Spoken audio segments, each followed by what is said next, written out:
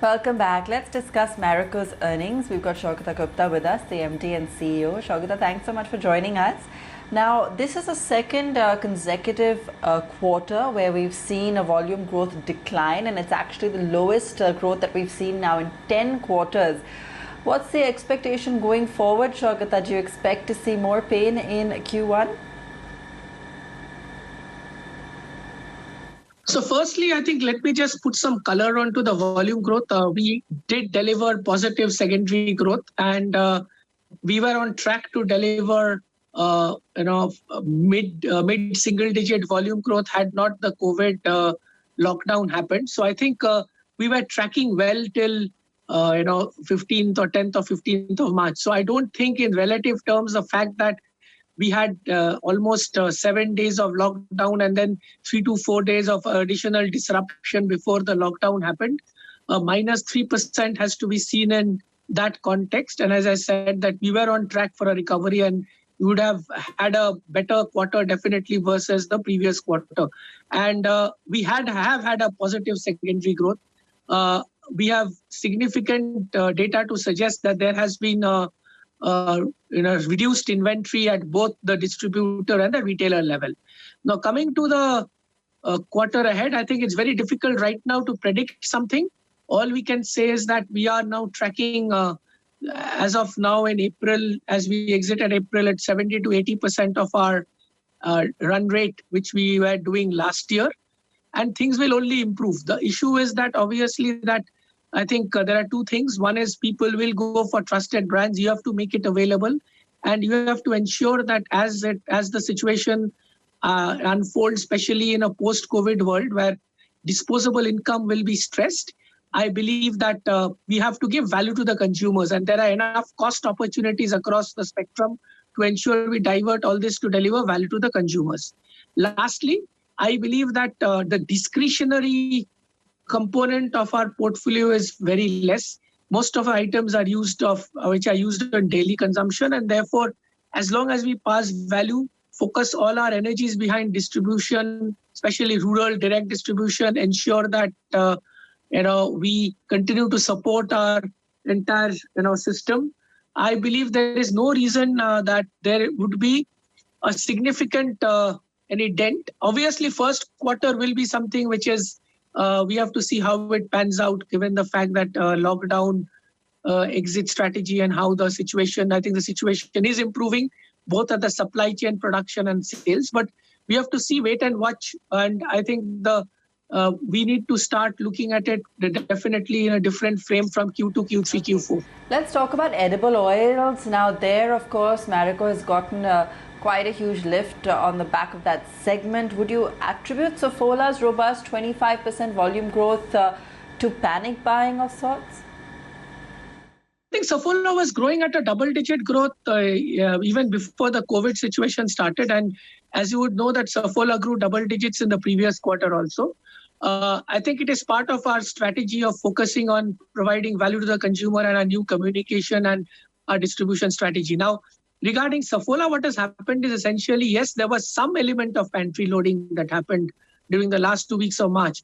But as per the current trends, what we are noticing, if you look at a Saugata consumer, I think the Saugata consumer is typically is a metro top end, which they used to travel a lot, they used to eat out a lot. So therefore, in-home consumption or home cooking occasion for the Saugata consumer has increased manifold. So therefore, if you look at a loyal consumer of Saugata, I see a significant consumption increase. And therefore, that is, leading to the Saugata growth. In fact, we have a capacity constraint. As you know, that the factories are operating at a lower capacity. But I think the demand, the April demand is not pantry loading. The April demand is a higher consumption one.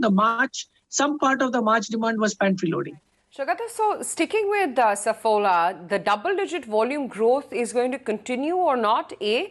And what level of capacity are you being able to produce at? Will it be able to cater to the increased demand post the lockdown?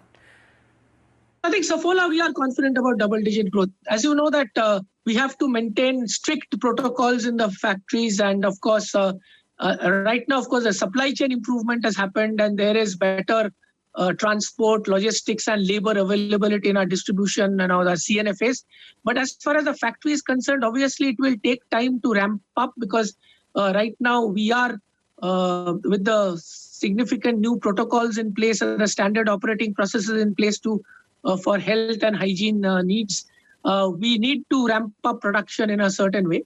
Having said that, I think given our position, although we are hand to mouth on Saffola, I think obviously there will be that system stock that used to be there that will go down to zero. But we are confident enough to say that we will cater to Saffola needs and ensure that Saffola attempts to grow double digits definitely during the year. So in the current scenario, Saugata, with the decline in raw material prices as well, are you looking to pass on the benefits to the consumer to try and boost demand? Is that going to be part of the strategy?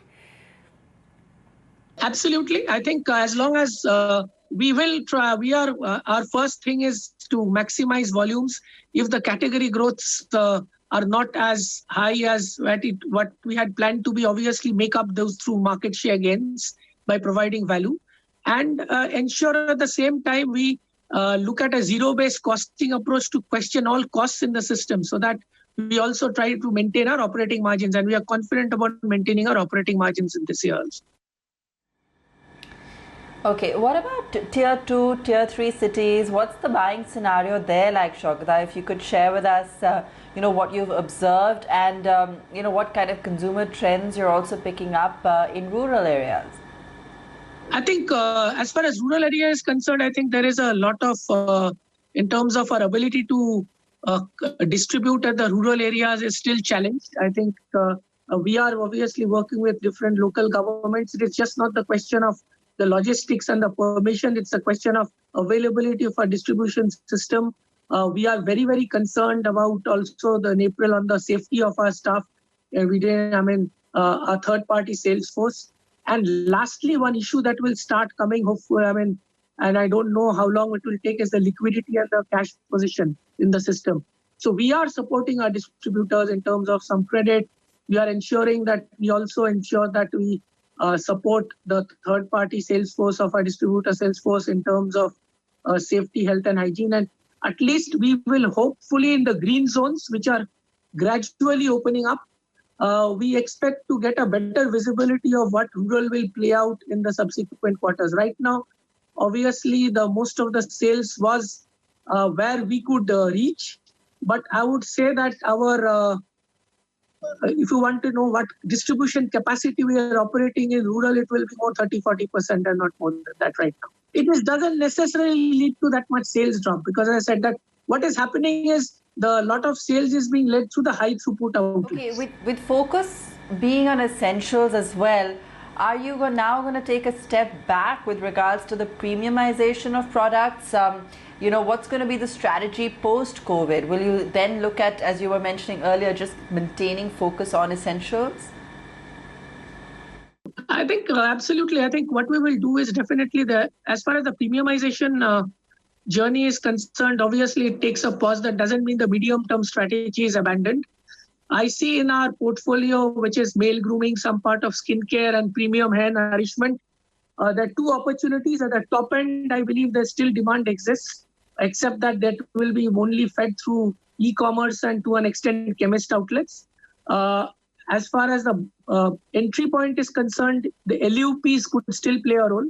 Having said that, I think we would like to divert our resources towards health and hygiene and to an extent food, because we see a lot of healthy in-home, ready-to-cook and ready-to-eat food occasions that will arise over the next couple of quarters.